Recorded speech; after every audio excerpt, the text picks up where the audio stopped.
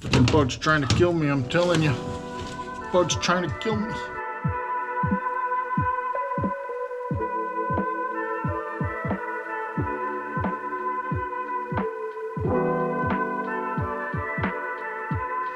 Hey guys, welcome back to the garage. Sorry this took so long to get this particular video out. It's just been really crazy here. Wife's about to graduate from medical school, and just there's a lot of things going on between family things and visiting relatives and stuff. And besides that, the summer heat is coming on strong, and just all the different things, it just took forever. So I apologize for that. Glad to be back here making videos again. And so let's catch you up on where we're at. This next couple of videos is actually going to outline all the and kind of detail out all the different steps I took to build the Halo style cage for my Baja bug. It was very long and drawn out, something I've never done before. Now that I think back on it, it's the only cage that I have ever built that didn't have literally any straight tubes at all.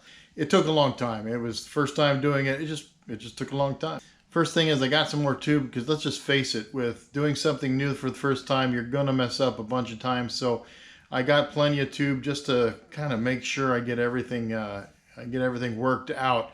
The goal is eventually I'll build this whole Halo from the back across the front and back to the back out of one piece of tube. And to do that, I wanted to make sure I got all my pieces and all my parts and measurements down. All right, so how am I going to do this? I am going to make these as close to the same as possible. Then I'll mark one left or driver's side, one passenger side. Go, just double checking everything. Okay, let's go take a look.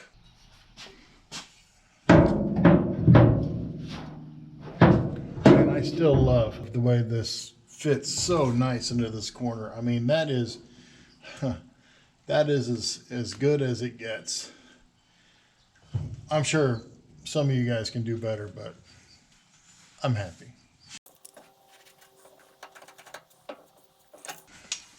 I just put a P on it for passenger side. What I did there is I went ahead and I marked it where that's going to be. All right, time to see if it is the same. Looks that way to me. Driver's side.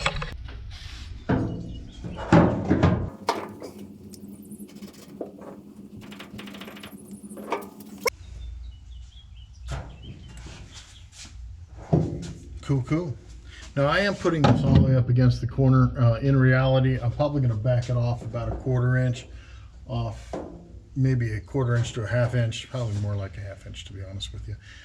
The reason why is because as you drive and stuff, it does move around, and you don't want to be hitting that every time the body shakes. That would just absolutely suck. I do plan on spacing the cage off of the A-pillar with some sort of gusset or something of that nature, and I'll most likely will be doing that as well in the back.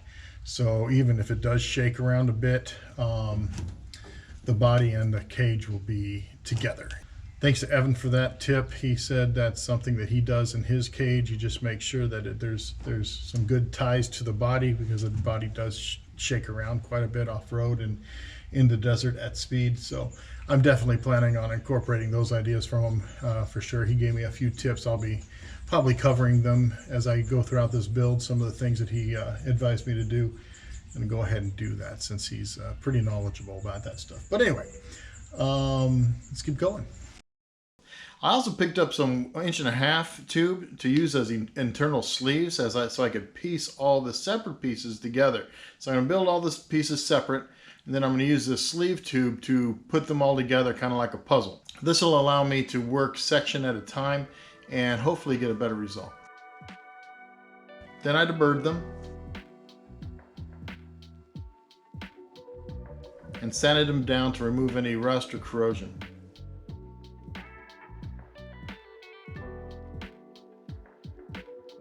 Next, with the marks on the tape, I measured the length I needed to go in between the two 90s. Then I cut that length from a pre-bent piece of test tube from before. I cut the two 90s and I stuck them, I cut them, and I put them on top of each other and made sure they were exactly similar, right? Same bends, same length, same everything. Marked one with a P and one with a D, passenger and driver side. Then I held them up against the thing, the roof, and I marked where they were going to, where they came to, right? And then I measured between these two spots, got 16 inches. Cut a 16-inch, and it was pretty easy because each one of these marks is 4 inches, so 4, 8, 12, 16. Anyway, so put that up there. I put the sleeve tube in, and sure enough, man, perfect, right? And look at that. Look at that. Oh, look at that. Oh, it's great. But anyway.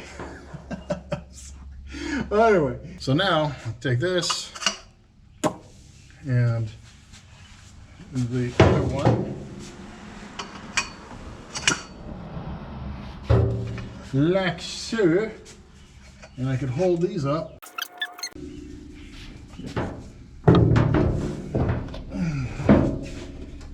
Hey, don't judge me. So I have 2 lengths of tube coming. They deliver for free, so I'm going to have them deliver it full 20 footers.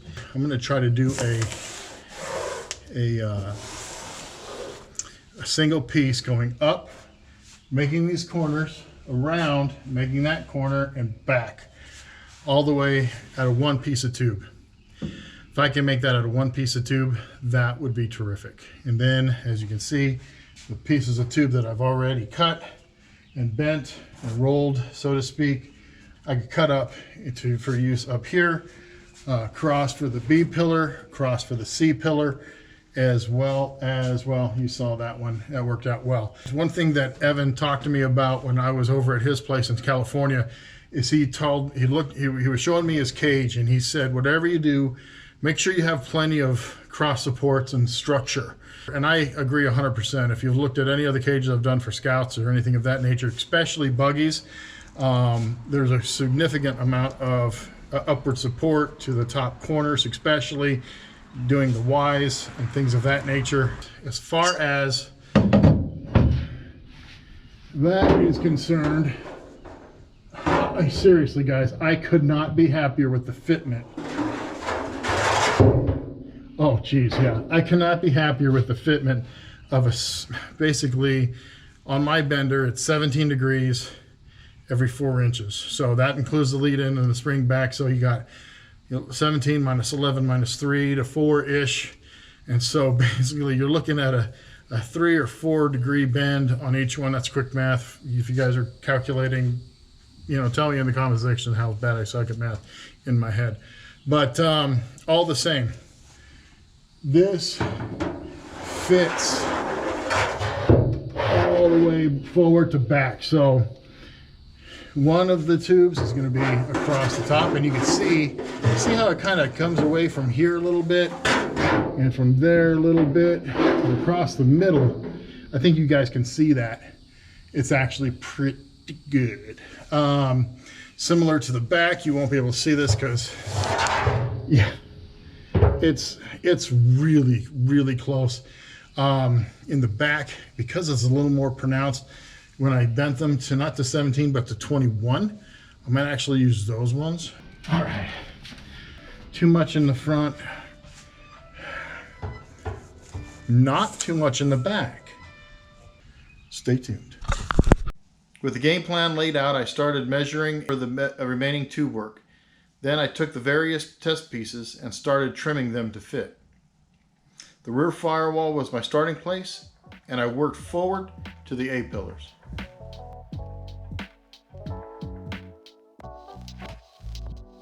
Using Bella as an extra set of hands, I marked the points that I needed to sharpen the roll.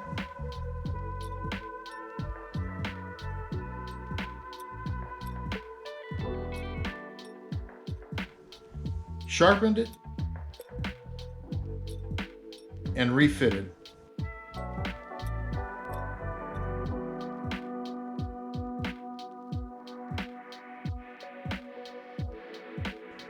This time marking the tube where the side pieces would meet the 90s, and trimmed the length.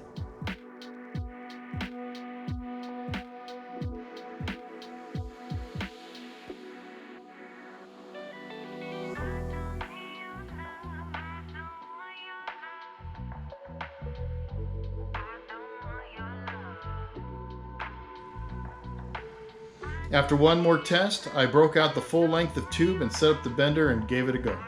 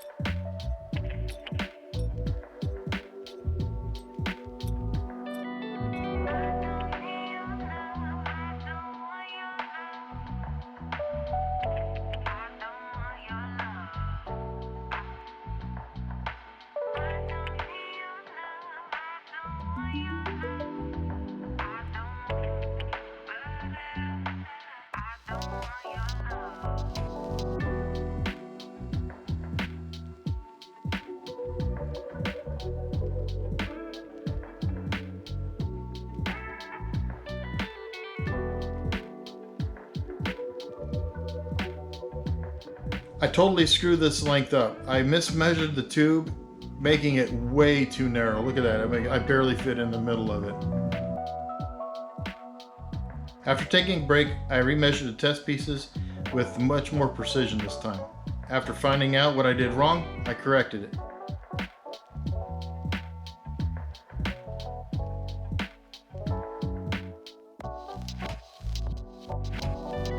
And started bending the second 20-footer.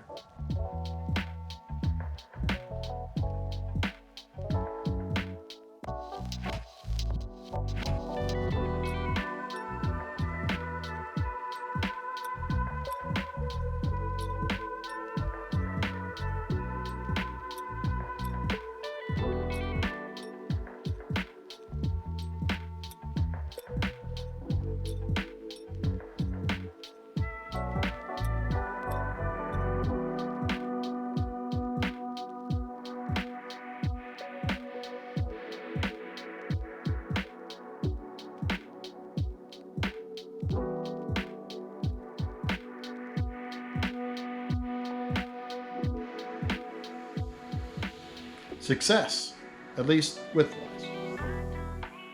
Hey guys, you guys just saw that I basically eyeball my level on my bender. Hopefully I took a picture that actually came out. But you guys wonder if it actually equals out. Now this is with almost 10-foot lengths.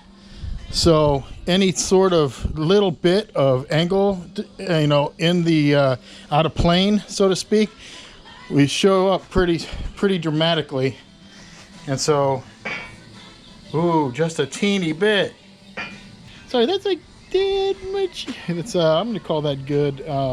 Just wanted to show you that real quick. It's just pretty much easy just to stand back, and there's like a little lip on the top. I'm gonna show you. On the top of the bender, see this 1/4 inch lip in the die? So that's what I'm actually looking at when I'm leveling out the tubes to get them in the same plane. You got that same lip here and that same lip there, right? So what I do is when I have the bend out this way, because you pull through and bend, the bends will always be this direction. And so because it's like that, I just line it up and I take a look and see if I can see that gap all the way across.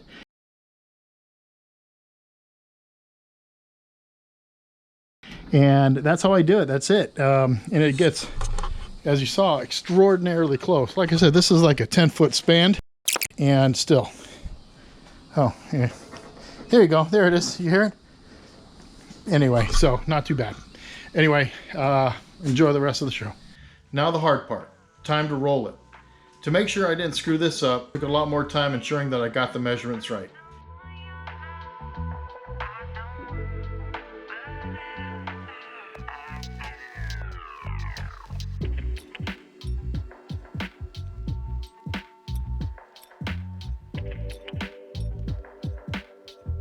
Here I am taping the test pieces to the actual tube, and copying exactly the marks on the tube from the test pieces.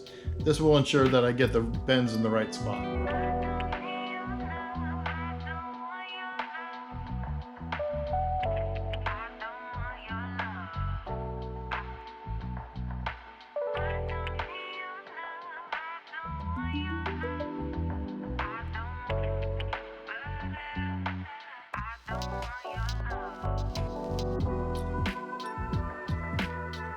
When I tried to roll the halo, you'll see that the tube stuck too far down and actually started hitting the pump.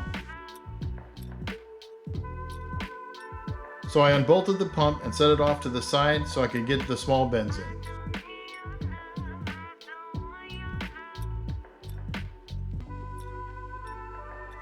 This is a good reason to build a nice high base so you can make these kind of bends and hoops.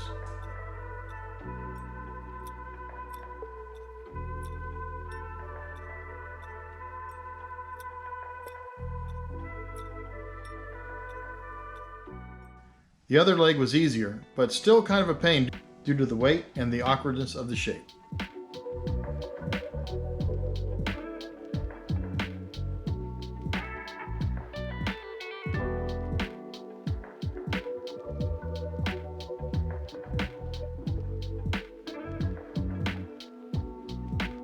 All right,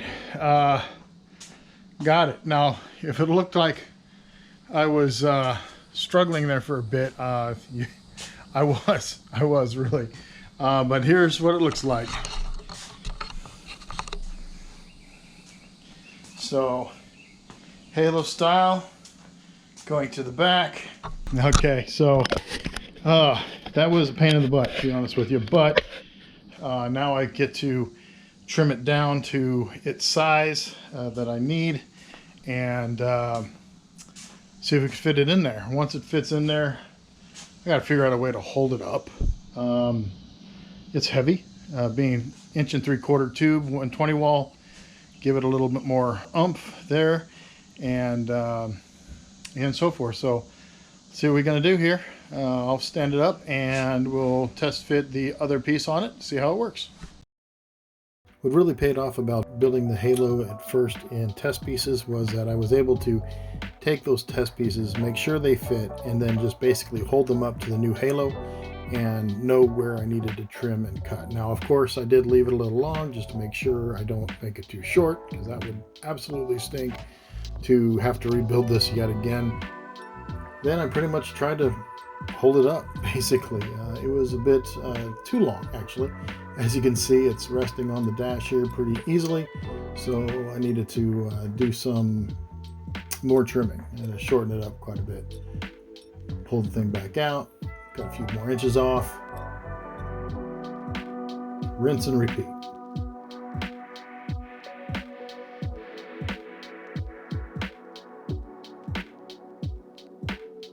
This time I had some success. The length was correct, but I was getting tired, so I went ahead and got Bella out here to help me to hold it up while I C-clamps it to the roof.